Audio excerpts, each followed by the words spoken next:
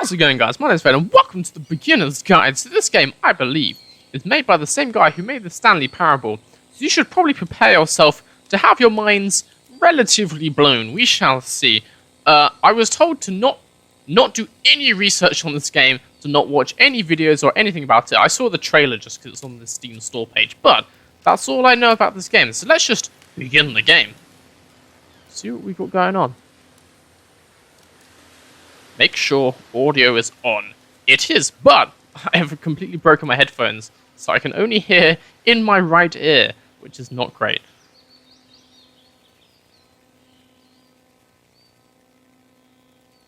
Hi there. Thank you very much for playing The Beginner's Guide. My Oh, name you're is welcome. Davey Reedon. I wrote The Stanley Parable, and while that game tells a pretty absurd story, today I'm going to tell you about a series of events that happened between 2008 and 2011. This is real life. We're going to look at the games made by a friend of mine named Coda. Now, these games mean a lot to me. I met Coda in early 2009 at a time when I was really struggling with some personal stuff, and his work pointed me in a very powerful direction. I found it to be a good reference point for the kinds of creative works that I wanted to make. So just to start you off, this is, I think, the first game he ever made. It's a level for Counter-Strike.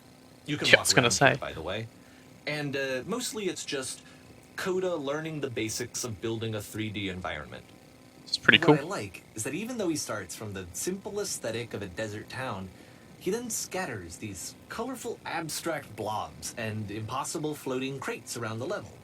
And of course, it destroys the illusion that this actually is a desert town, and instead this level becomes a kind of calling card from its creator. It's like a reminder that this video game was constructed by a real person. And it kind of makes you wonder, what was going through his head as he was building this? This is what I like about all of Coda's games. I mean, not that they're all fascinating as games, but that they are all going to give us access to their creator. I want us to see past the games themselves.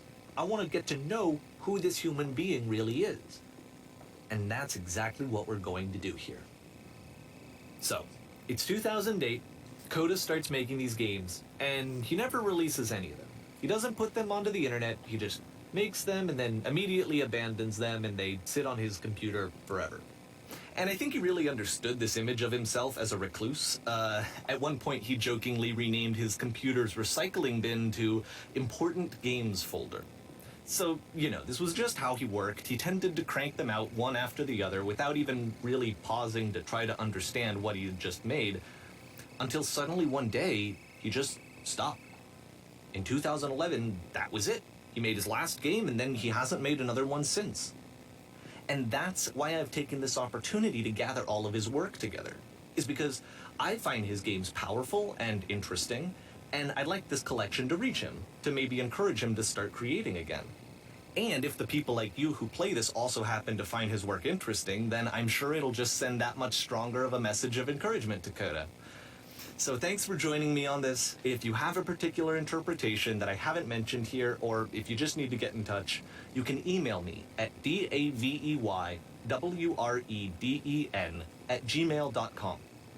Man, you're going to get some that's about it for spam. introduction. Let's take a look at Coda's first proper game. As each game is Okay. loading, I'll show you the date that it was completed. This first one was made in November 2008. Cool. So, it looks as if we are playing through the works of this guy Coda. I think the purpose of this game is to try and understand what is going on inside this guy's head. Warning. Oh. I was gonna say that, but I guess you could do it This game too. is called Escape from Whisper, and it's one of the more generic games you'll see from Coda. Orange or not orange? Let's go orange. Oh. Oh. Oh, okay, maybe not. You can click to fire the gun. Yeah, I guess that one, thank you, but there's nothing to fire at, thank you very much. So, yeah, we're playing through all the games from this guy called Coda. I hope this guy is getting the money from this thing, because if you're just selling your friends' games, why would I... There's nothing to fire at. Anyway, so yeah. It kind of looks like this game was abandoned mid-development. For I was gonna instance, say. you have this gun, which you'd think would indicate that there are supposed to be monsters or enemies somewhere. but then clearly there are no enemies anywhere. You can't Well, maybe even reload I'm the gun when enemy. you run out of bullets. But Oh. ultimately, we don't really know. Maybe Oh. Coda thought that actually it was complete the way that it is. And I think that Seriously? we should talk about his games for what they are, rather than for what they're not. Well, it's a ship which is about to explode, which I can't like to get out of. From this room. Oh, yeah. Nice. What is going on here? Oh! Oh, okay.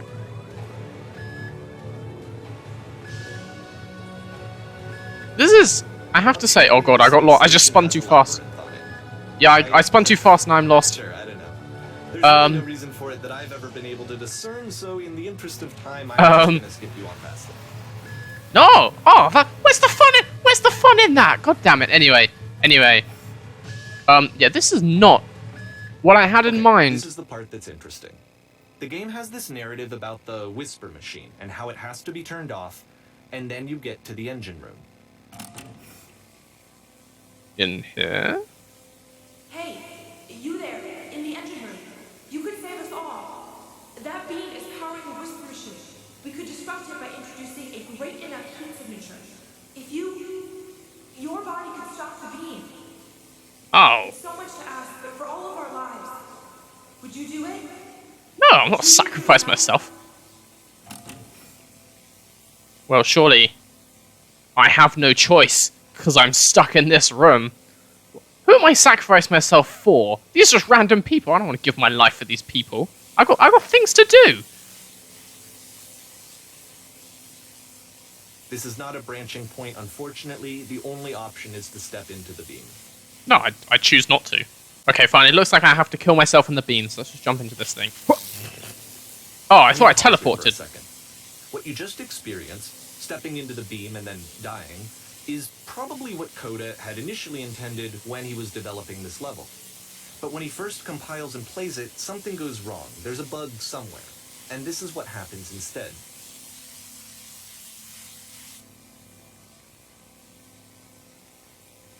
What, do I just keep spawning every time? Whoa, whoa, whoa, whoa, whoa, whoa!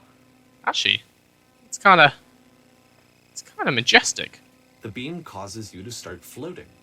Yeah. And this is an important moment Star Trek for style. it. Because yes, this is technically a glitch, but Coda identifies something human about it. Like how small it makes you feel in the face of this larger chaotic system.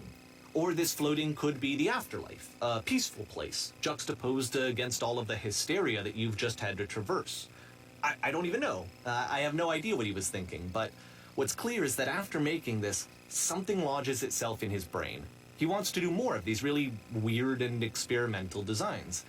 So he stops work on this and moves on to a stream of tiny little games that go in all sorts of directions.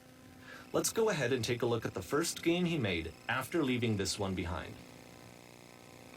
Okay then. Okay, November 2008 still. The past was behind her. Oh, don't be a jump scare. Oh.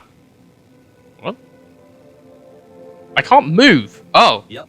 In this game, you can Oh. only walk backwards. Oh. Okay. I see how it's going to go. So I can't see where I'm going. Well, this is going to be fun. There'll be jump scares. No, I think it's fine. The hell? Whoa! So it's a short and But the relatively future- minimalist experiment combining be motion seen. and narrative. It is less advanced than the previous game, but actually it seems to be more focused, more This complete. is cool. Coda's trying to give it a unique voice rather than simply basing it on a pre-existing trope. This is a cool game. This is like a level from the Stanley Parable, to be honest. Maybe. The hell? Whoa. That's pretty cool. Maybe. This guy is lying, and actually these are his games. Let's just head on up these stairs. Oh. But the future is always behind her. Oh. How will she find the strength? I guess through this here door, which I guess I have to open with my butt. Oh. to confront It's a it. short little thought, it says what it wants to say, and then it ends. Didn't need anything more than that. Which to me is why it works, because it gets out quick. Yeah, that game was cool. Next one. Oh, that was literally the whole thing. Okay. Oh no, this is just Slender Man, isn't it? Oh god damn it, it is Slender Man. Oh, I can only move this far side to side. I guess we're going this way then. Oh, well, you are now entering.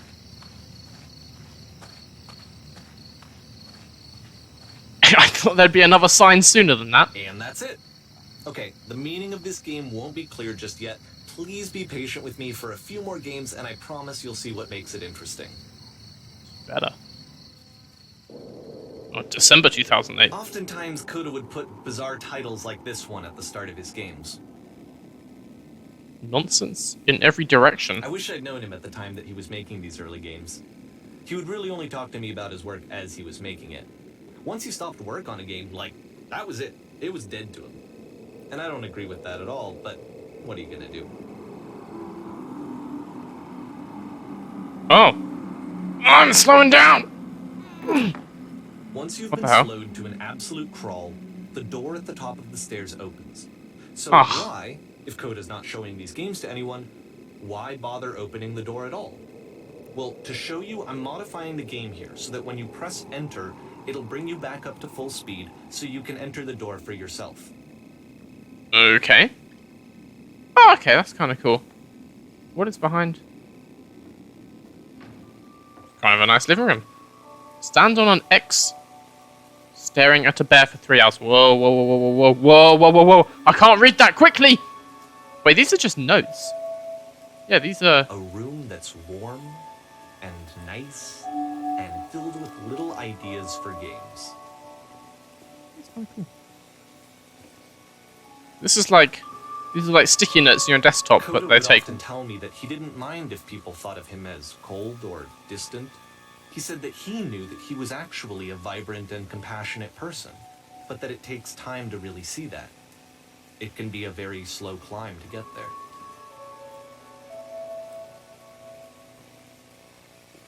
Cool.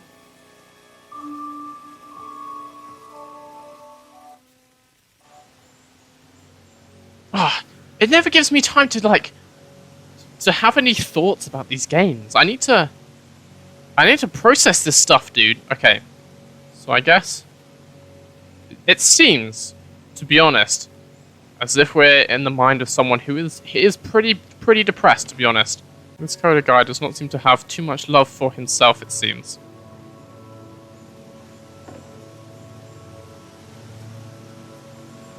Just kind of sad, to be honest.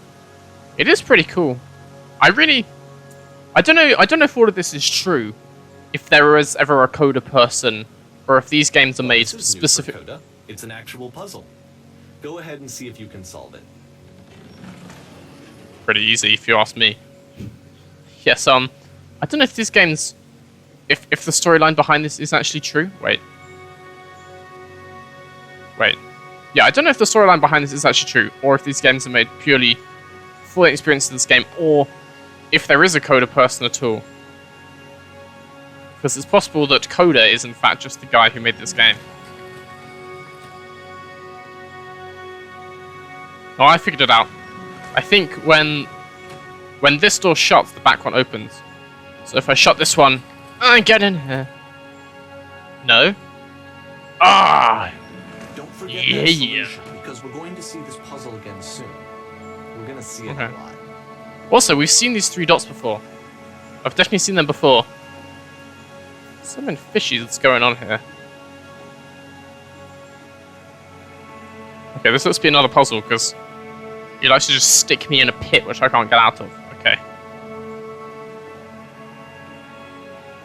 It just... This whole thing feels so much like So the that Stanley seems to be Parable. it, right? You walk down a corridor, you solve a puzzle, you get to the end. Simple enough. Alright, now I'm going to modify the game again, so that when you press enter, it'll remove all of the walls from this room.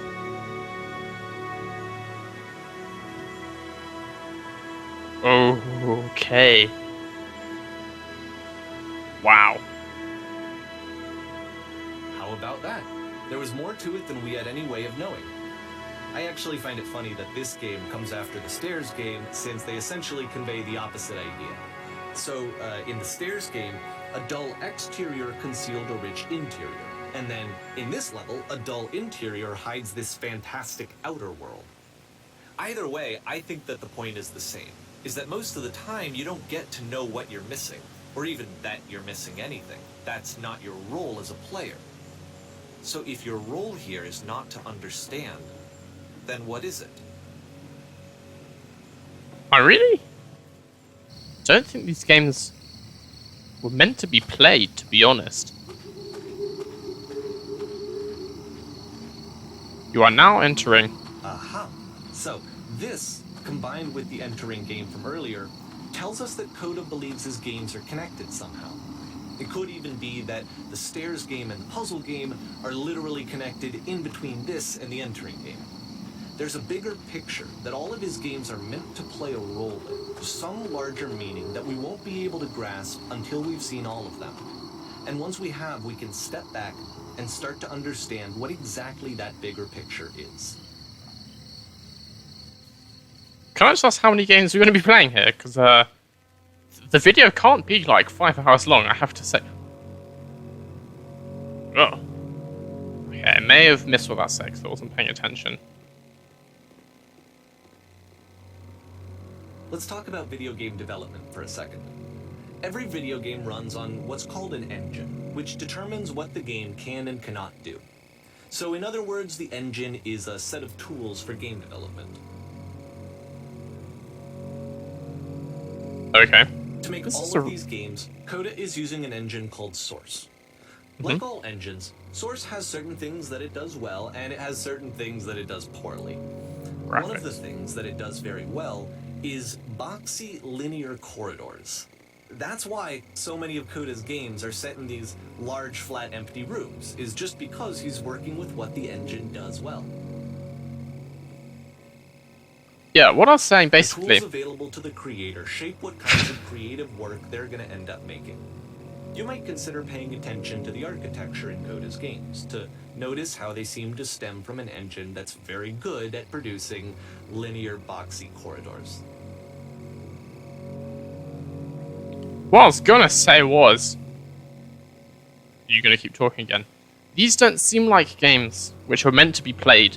These are more like notes. These are more like ideas, like thoughts. It's like the guy's thinking out loud, but instead of obviously out loud and say writing it down, he's making them into games. These aren't games so much as like an abstract diary of just thoughts, I guess. Anyway, this is a pretty picturesque bar, I guess. The Streetwise Fool. He's gonna keep talking when I go inside, I guess. No? No, I guess he's done for this one. Oh. I don't know if I want to go in the basement. What's in the disabled toilet? Nothing, we're going in the basement. Okay, then. The basement appears to be... another world...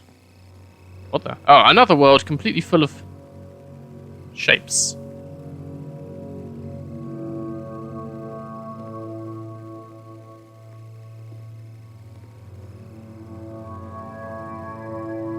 So if this game really is the... I guess the sort of like...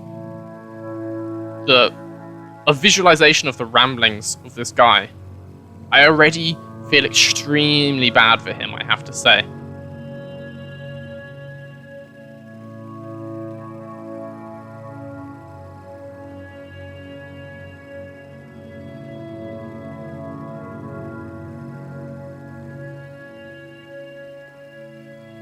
Because this guy, he's creating things, but they're things that don't have a place or a purpose at all.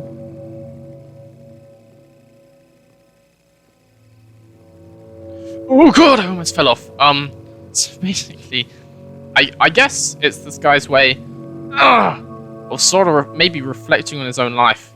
If he feels like he has no place or purpose, so he's just making these shapes to release what he's feeling, I guess. Oh no! Oh! I screwed up! Oh. There's no full damage. I could have done that from the start. Okay, what's down here?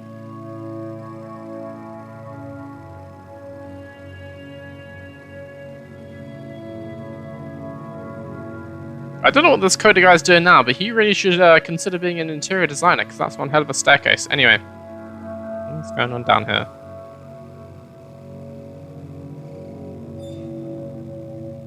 Wait, that gate just opened.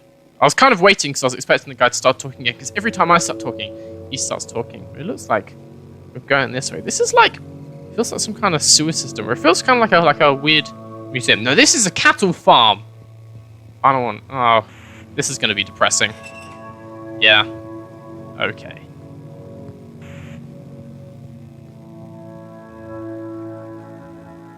Why are there NASA sound effects playing? Hello. I have a bad feeling about this. It's kind of like... No. Oh, okay, fine. It's the kind of feeling when you're like, thank you. When you're in your own house at night... This prison, funny enough, in Coda's original design, the doors stayed shut for a full hour before letting you go. If you don't mind, I think we're gonna skip that. Yeah, thank you. This is something that he and I used to argue about a lot. You know, whether a game ought to actually be playable, whether it means anything if no one can get through it. And I would always defend that, you know, all this work goes into the game, why not make it playable and accessible?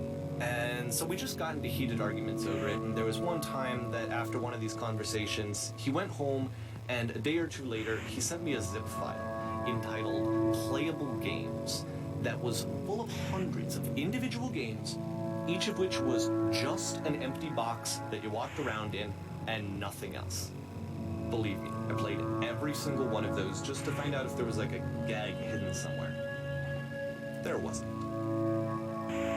Are we by any chance going to play some of them now?